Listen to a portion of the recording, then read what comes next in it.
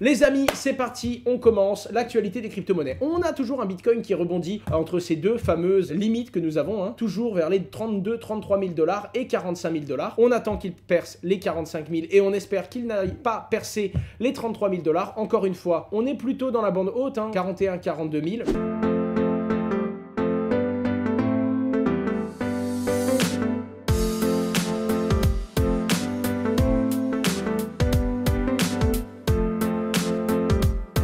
Chose est sûre, le Bitcoin n'a toujours pas annoncé la prochaine tendance, donc on reste patient. Et contrairement à beaucoup qui s'ennuient, vous avez montré ce screen là avec quelqu'un qui dit montre-moi que tu t'ennuies sans me dire que tu t'ennuies, et il montre cette courbe. Non, en réalité, moi je me dis que plus le temps passe et plus on reste entre ces, on va dire 34 000 et 44 000 dollars, plus le cours va se stabiliser et c'est sain. Parce qu'en réalité, ça veut dire que si on reste longtemps dans ces valeurs-là, c'est qu'il y a personne qui est prêt à vendre du Bitcoin en dessous d'un certain prix, et c'est que les gens trouvent qu'il est à son vrai prix, quoi, le prix auquel les gens sont prêts à l'acheter, sont prêts à le revendre.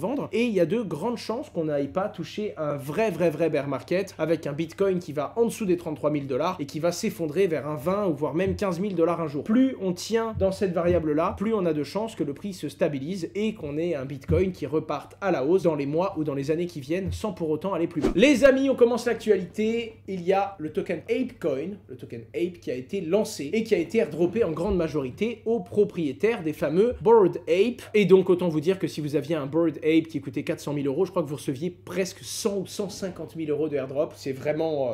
je ne sais que dire. C'est l'une des initiatives NFT qui a énormément de valeur et qui génère pas mal d'activités autour. Pour vous dire, même si j'avais les moyens de m'en prendre, je n'arrive pas moralement à m'en acheter un. C'est aberrant. Ça me fait trop de mal. En attendant, c'est quand même l'initiative qui a construit beaucoup de choses, qui a fait parler d'elle et qui continue à livrer de la valeur derrière ces NFT. Donc on ne peut pas vraiment critiquer ça quand on voit toutes les initiatives NFT encore plus pourries. Voilà, 62% de l'approvisionnement à la communauté. Le truc qui est intéressant, c'est qu'il y a un mec qui a réussi à emprunter des Bored Ape, et du coup, comme le système n'était pas super bien fait, c'est-à-dire qu'on n'allait pas donner des tokens à un mec qui détenait depuis longtemps des Bored Ape, donc des tokens, mais uniquement ceux qui à l'instant T avaient en fait le token. Et donc ils ont emprunté des Bored Ape, il a réussi le mec à claim et à recevoir des ApeCoin, et ensuite il les a remboursés. Donc en fait il les avait pas, il les a juste loués, il a récupéré les tokens et il les a remboursés. Très malin de la part du bonhomme, qui a récupéré 1,1 million de dollars, soit 2,5 NFT, s'il a envie d'en acheter. Bref, très intéressant. En tout cas, il y a toujours un petit malin.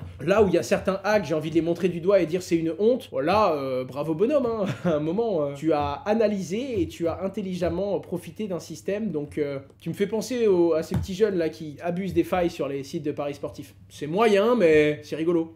La guerre en Ukraine, il reconnaît officiellement le Bitcoin et les crypto-monnaies. On en avait déjà parlé, mais cette fois-ci, c'est passé, c'est officiel. Et donc, l'Ukraine a légalisé le secteur des cryptos. Oui, je suis en train de lire. Après que le président Zelensky ait annoncé la loi sur les cryptoactifs. Maintenant, tout le monde peut accepter les crypto-monnaies légalement, les sociétés peuvent exercer dans le monde de la crypto-monnaie. En tout cas, le truc qui est intéressant également, c'est que du coup, les banques se voient dans l'obligation d'ouvrir des comptes aux sociétés dans la crypto-monnaie. Comme quoi, l'Ukraine est aujourd'hui plus avancée que la France dans les crypto-monnaies. En tout cas, d'un point de vue bancaire, ça c'est certain. Ethereum voit son développement assuré. Consensus lève près d'un demi-milliard de dollars. Autant vous dire qu'avec ça, ils ont de quoi couvrir le salaire des développeurs et ça va avancer très fort. En tout cas, c'est quelque chose de solide parce qu'autant vous dire qu'Ethereum 2.0, certains se disent ouais, il arrivera jamais, il va arriver. Que ce soit bien clair, il arrivera.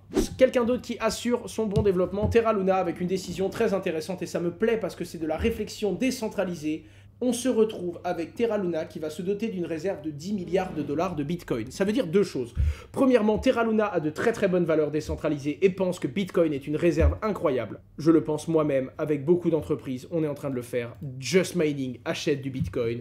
La plupart de nos boîtes, en fait, achètent du Bitcoin. J'en achète toujours, c'est la seule crypto où, même si j'en achète plus ou moins en fonction du cours, j'en achète encore et toujours. Je les mets, je les stocke et je ne revends pas mes Bitcoins. Bitcoin, c'est vraiment un truc où j'augmente la quantité. Les seules fois où je revends des bitcoins, c'est quand je pense qu'il va perdre de la valeur et c'est pour en racheter plus. Si ça, c'est pas incroyable. En tout cas, voilà. Avec maintenant une grosse réserve en bitcoin, non seulement ça stabilisera encore plus l'UST, le fameux stablecoin qui pèse maintenant 7 milliards de dollars de volume, si je dis pas de bêtises. Le Terra est à Terra 33 milliards. Et l'UST, 15 milliards l'UST. Ah oui, d'accord, l'UST menace maintenant le BU... Enfin, menace, pas vraiment, mais dans la hiérarchie, le BUSD. Ouh, on a l'USDC qui commence à devenir vraiment proche de l'USDT, hein. C'est costaud comme la hiérarchie des stablecoins est en train de se faire. Les amis, MetaMask proche de proposer une DAO et un jeton. Et comme Consensus viennent de lever un demi-milliard, autant... Bah voilà. Autant vous dire qu'il y a quand même de grandes chances qu'ils arrivent au point avec leur développement. En janvier, MetaMask a dépassé les 30 millions d'utilisateurs actifs mensuels accédant aux applications Web3 sur une augmentation de 42% en 4 mois.